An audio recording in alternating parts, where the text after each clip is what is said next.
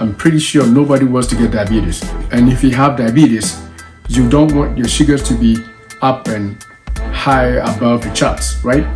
Well, today we're going to talk about how to avoid diabetes or how to improve your blood sugar levels using sleep.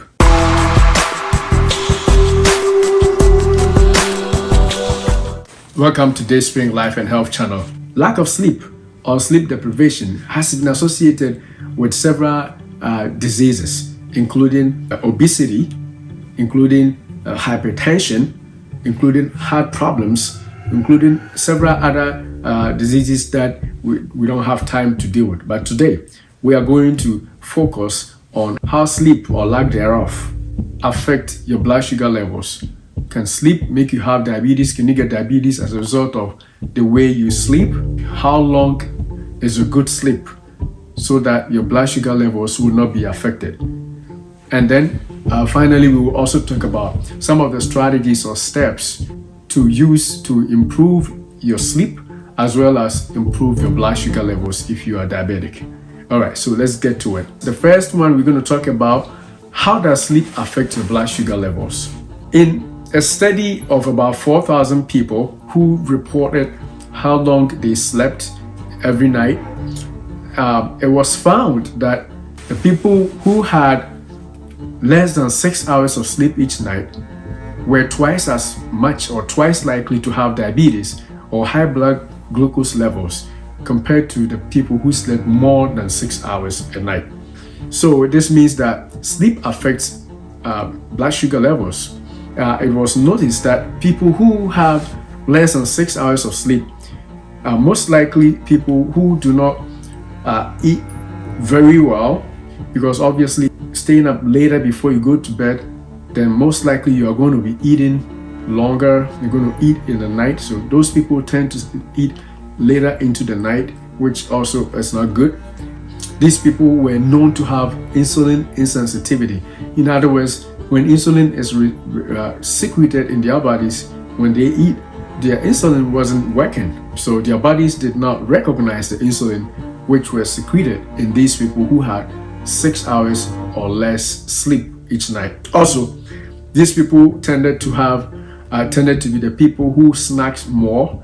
They usually snacked more because obviously, as we said, if you're staying up later, you are going to likely eat more snacks. The people also who had less than 6 hours of sleep also had irregular eating habits, and that contributed to the diabetes. The other reason why people with less than 6 hours of sleep had more incidence of diabetes is that if you have less sleep, your body releases a hormone called cortisol, which basically is a stress hormone. So your body thinks that it is stressed, and this cortisol hormone is released. And cortisol is associated with insulin resistance, because when you are stressed, that is not a time when glucose should be picked up from your blood. Because when you are stressed, you need glucose. So that also contributes to the higher incidence of diabetes in people who had less than 6 hours of sleep. Apart from just the less than 6 hours of sleep, when people have circadian rhythm changes, in other words, people who had sleep changes from regular night sleep into daylight sleep due to either work schedules or whatever reason that may be, such people also had higher incidence of diabetes. And it is believed that because body's internal clock is programmed that during the night less insulin is released, so they may eat the same food that they used to eat in the day, which caused a greater amount of insulin release. But in the night when they are up, their body thinks that they should be sleeping, and for that reason insulin levels may not be increased, and so blood glucose levels increase. Studies have also shown that people with sleep apnea as well as other sleeping disorders have higher incidence of diabetes, and all these reasons that we have enumerated would also apply. That leads us to the second topic of discussion for today. How long? What is the optimal number of hours that people should sleep to avoid diabetes and to avoid other health complications? The sweet spot, according to experts is that people should sleep for about 7 hours.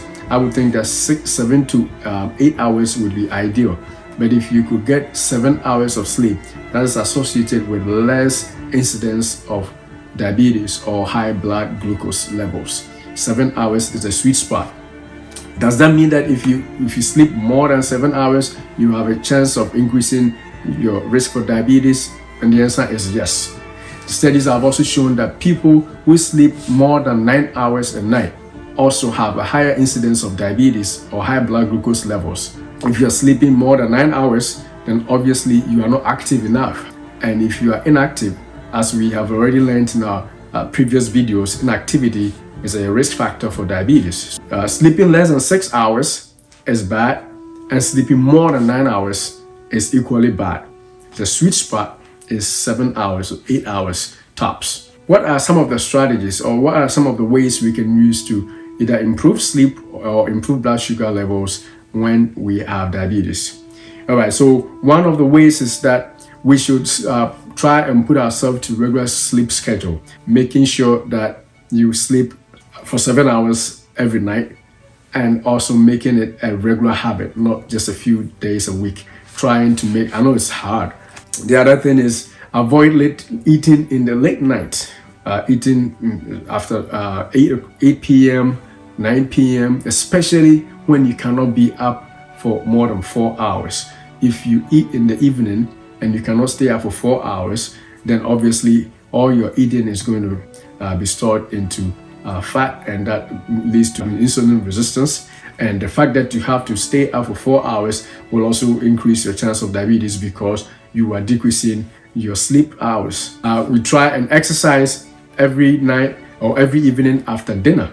If you do not too much exercise, but something small like taking a walk, make it every evening after dinner. Take a walk for 30 minutes, an hour, or however much you could do. That helps, makes your body relaxed after, and you can have a good night's sleep. And also by walking, you are burning some of the glucose that you may have gotten from your dinner. So also try and avoid snacking in the late night hours as much as possible.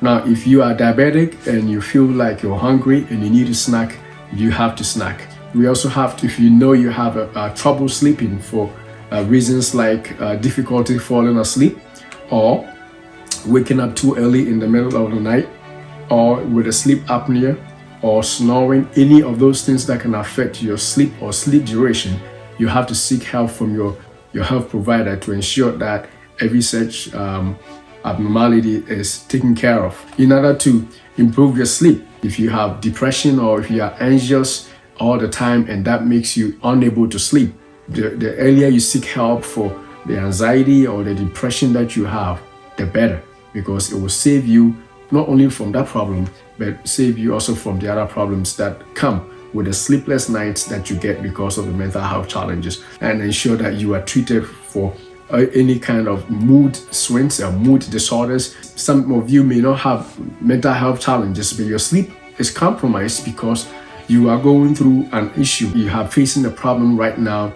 You know you are not, you don't usually have anxiety or anything like that, but this particular problem you have is keeping you awake. You don't need to go on by yourself alone. You got to seek help. You got to seek help from your religious leaders, your pastors, other counselors. Obviously, lack of sleep, even for 2 weeks. Some of the studies that I looked through, they did the studies for only 2 weeks and they saw very severe changes in people. Thank you for watching, beloved. I wish above all things that you prosper and be in health, even as your soul prospers.